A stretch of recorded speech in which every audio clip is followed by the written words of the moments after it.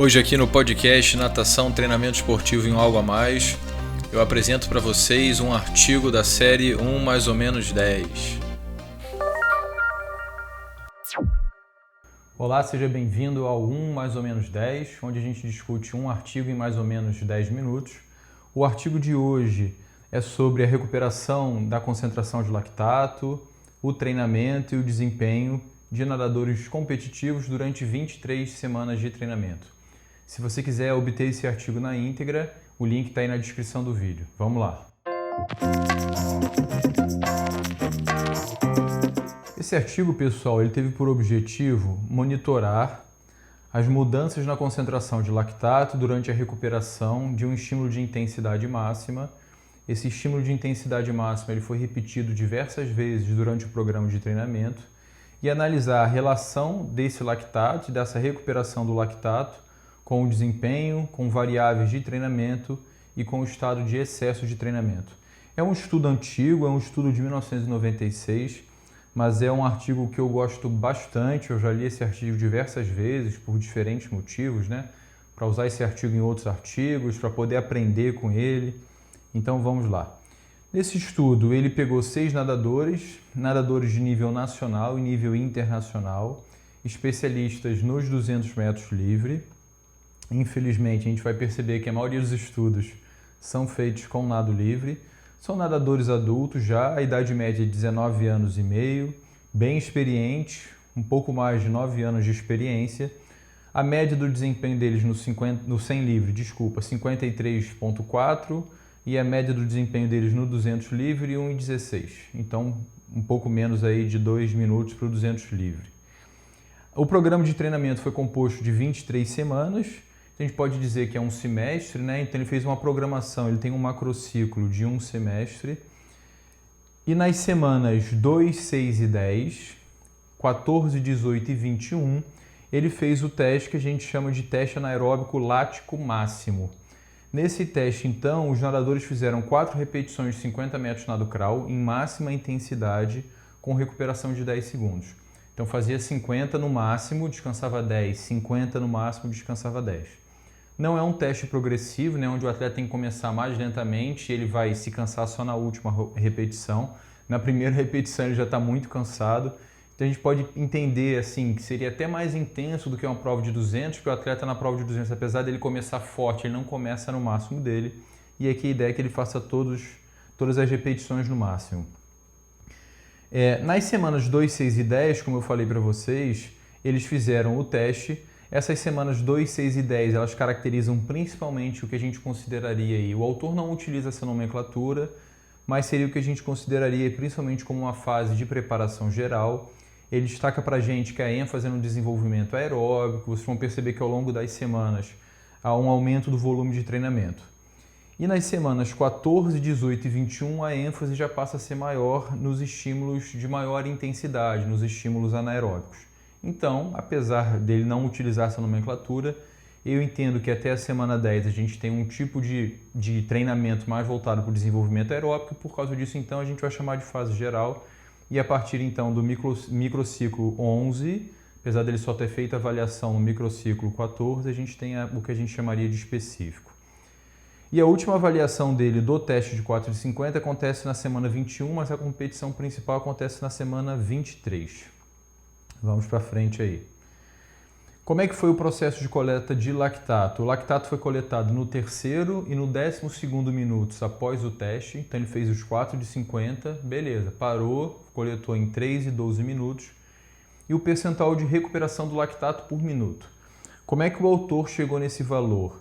Eles pegaram a diferença do lactato em 12 minutos e 3 minutos, né? Então subtraíram o valor em 12 e o valor em 3, tiveram um valor. Esse valor de lactato eles dividiram por 9, que seria 9 minutos, que é o equivalente da distância entre o 3º e o 12º minutos, e depois dividiram esse valor novamente pelo valor do lactato em 3 minutos e multiplicaram por 100. Importante aqui a gente entender o seguinte, que esse percentual de recuperação do lactato indica para a gente o quanto que o atleta se recuperou por minuto ao longo do processo de recuperação dele. Legal, então isso foi feito depois dos testes. E também em 2 competições. Ele teve competição na semana 1, na semana 7, na semana 13 e na semana 23, sendo que a competição mais importante foi na semana 23.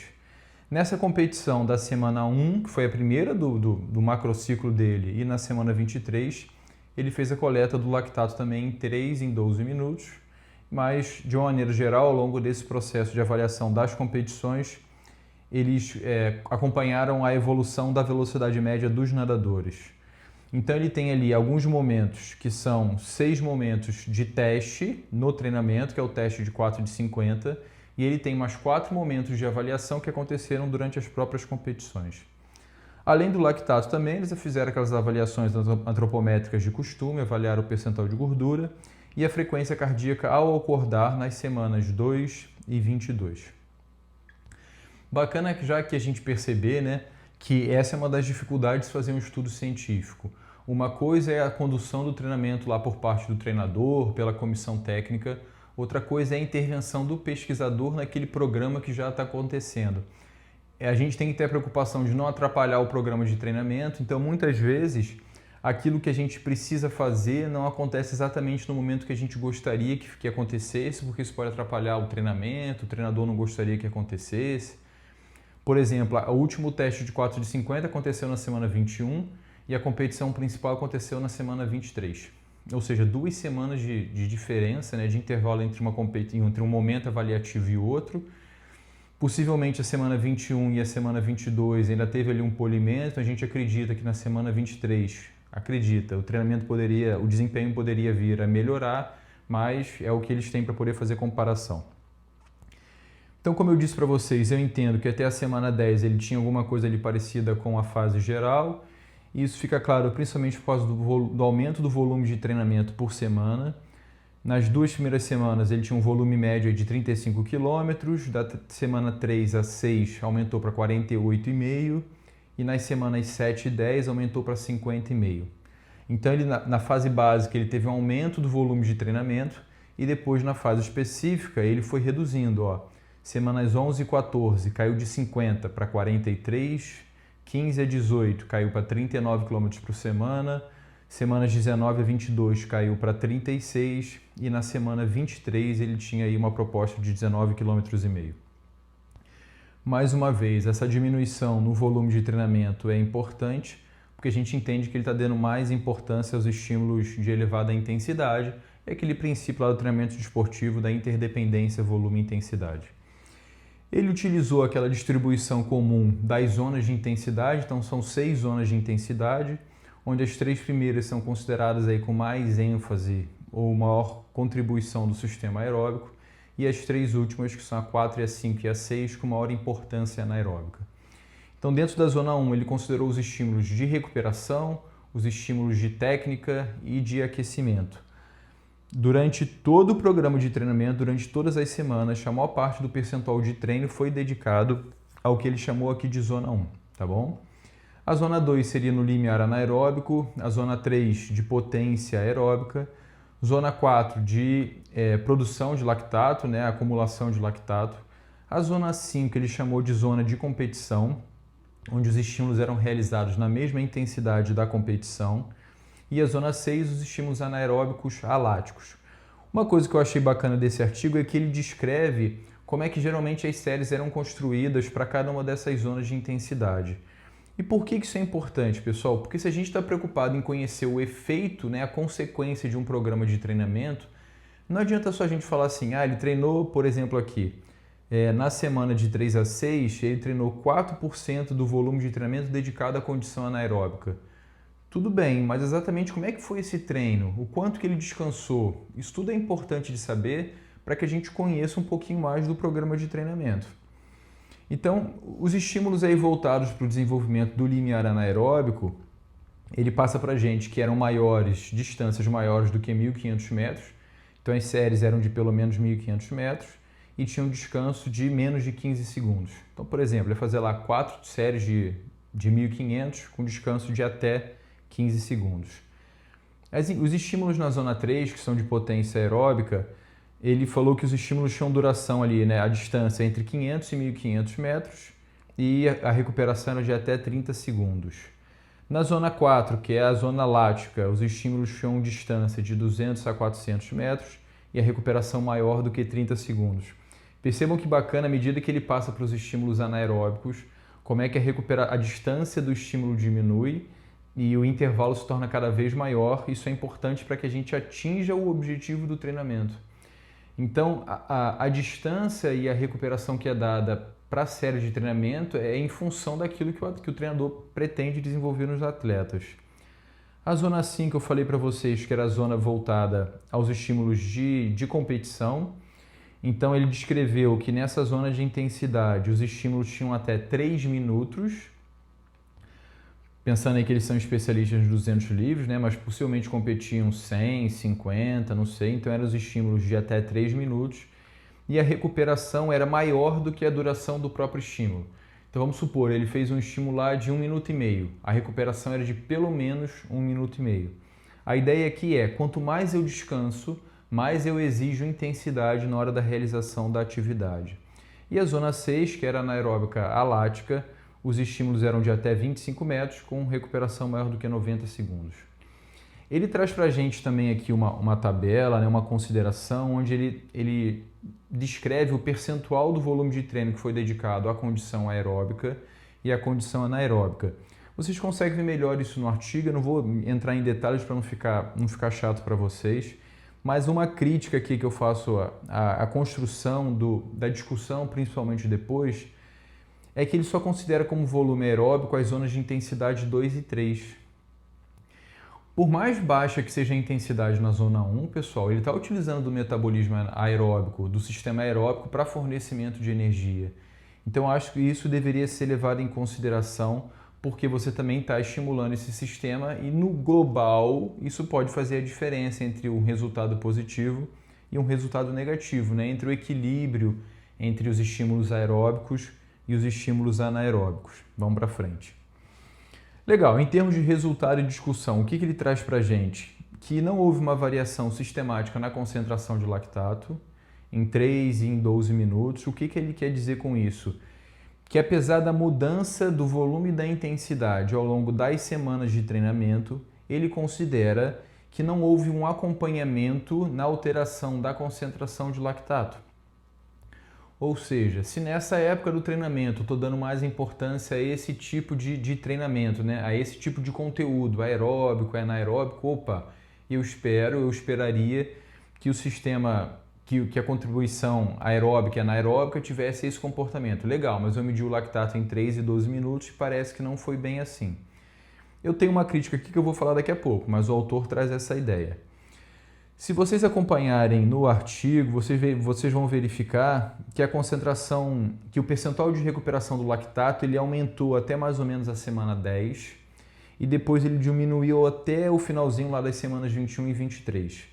Ele considera que esse pode ser um indicativo de uma má recuperação, de uma má adaptação dos atletas ao programa de treinamento, principalmente nas últimas semanas. E a consequência disso é que os atletas ou alcançaram ou estiveram quase num estado de overtraining, né, de excesso de treinamento. Então, associado a esse ambiente fisiológico que ele não considerou positivo, não houve uma melhora tão significativa no desempenho, principalmente dos 200 livre, que foi lá na semana 23.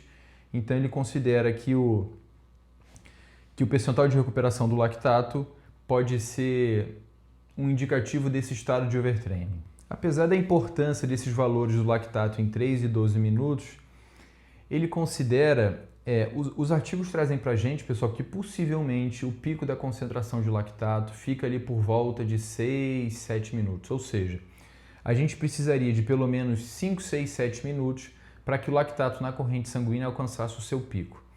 E ele fez uma coleta em 3 e 12 minutos, ou seja, ele fez uma coleta antes do pico e fez uma segunda coleta 6, 7 minutos depois desse pico. Então pode ser que em função disso ele tenha pego valores baixos e esses valores não representem exatamente esse potencial anaeróbico que os atletas alcançaram. Em função disso também, ele acaba influenciando essa medida do percentual de recuperação do lactato. Ele achou também uma correlação positiva entre o volume ou percentual de treino aeróbico e o percentual da recuperação do lactato. O que significa isso? Significa que quanto mais treinamento aeróbico foi dado para um determinado momento, maior ou melhor foi a capacidade de remoção, de recuperação dessa concentração de lactato. Por outro lado, houve uma correlação negativa com o percentual de treino anaeróbico, ou seja, quanto maior o percentual de treino anaeróbico, menor foi essa capacidade de recuperação da concentração de lactato. Isso vocês podem verificar no artigo, ficou evidente principalmente lá para as semanas finais, onde há uma tendência de se aumentar o volume do treino anaeróbico, e aqui ele encontrou que houve uma deficiência nessa capacidade de remoção do lactato. Quais seriam as minhas críticas aqui a esse desenho que ele criou? O programa de treino em si. Para o nível dos atletas de nível nacional e nível internacional, eu acredito que 23 semanas de uma programação seria um tempo demasiadamente longo. 10 semanas de preparação geral também eu acredito que seja um tempo longo. Vocês podem verificar no artigo que o maior valor de concentração de lactato em 3 e 12 minutos ficou mais ou menos ali nas semanas 6 e nas semanas 14.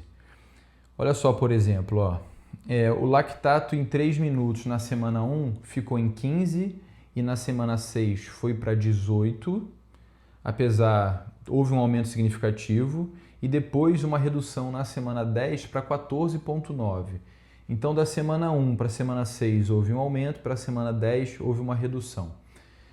Ou seja, assim, no meio da fase de preparação geral, a concentração de lactato em 3 minutos estava boa, em 12 minutos estava boa e o percentual de recuperação também estavam bons. Na semana 10 eles caíram um pouquinho, pioraram, mas caiu significativamente, e depois voltou a melhorar na semana 14 com a realização dos treinos anaeróbicos. O que eu quero dizer com isso aqui? Talvez a fase de preparação geral, ou essa fase com maior importância da condição aeróbica para esses atletas, poderia ter uma duração de 6 semanas. Eu acho que em 6 semanas eles alcançaram um ambiente fisiológico que parece ser o adequado, e ele poderia logo começar a fase anaeróbica, ou a fase específica. A realização de mais 4 semanas de fase de preparação geral, da 6ª até a 10ª semana, talvez tenha passado da conta dos estímulos aeróbicos, e isso tenha criado um ambiente fisiológico negativo. É uma hipótese, tá bom, pessoal? De qualquer maneira, ele voltou a melhorar na semana 14, lembrando que na semana 11 começou a fase específica, com maior ênfase nos estímulos anaeróbicos. E esses valores se mantiveram mais ou menos aí até o final. Ou seja, talvez o macrociclo dele pudesse ser menor e ele pudesse estar mais rapidamente preparado para poder participar das competições. O que mais que a gente tem aí de resultado? Que a velocidade no teste de 4 de 50 melhorou ao longo de toda a temporada. Então tem diferença significativa aí do desempenho no final do macrociclo, que é a semana 21 para a semana 18, para a semana 14, para a semana 6, para a semana 10. Então houve essa melhora na progressão do teste. Houve correlação do percentual de treino aeróbico com o desempenho, com a velocidade no teste de 4 de 50. Então, quanto maior o percentual de treino aeróbico, melhor foi a velocidade, maior foi a velocidade.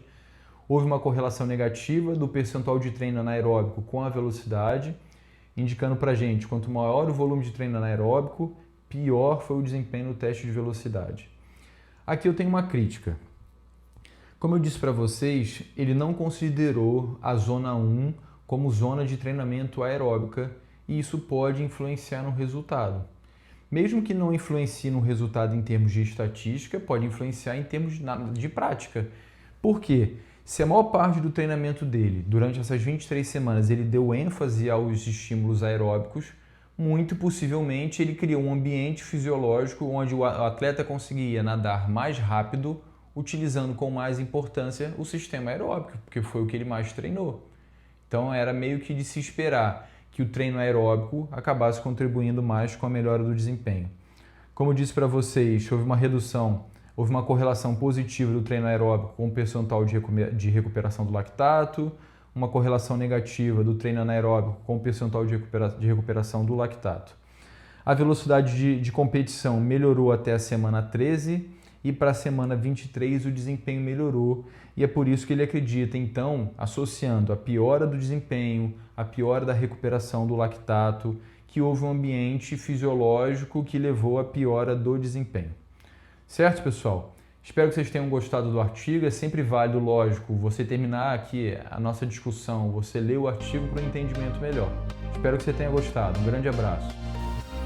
Os artigos que eu já apresentei aqui no podcast são mais relacionados à parte de treinamento da natação, mas eu estou me organizando aí para trazer assuntos relacionados à aprendizagem da natação, do polo aquático, o treinamento esportivo, inclusive técnicas de leitura, escrita e apresentação científica.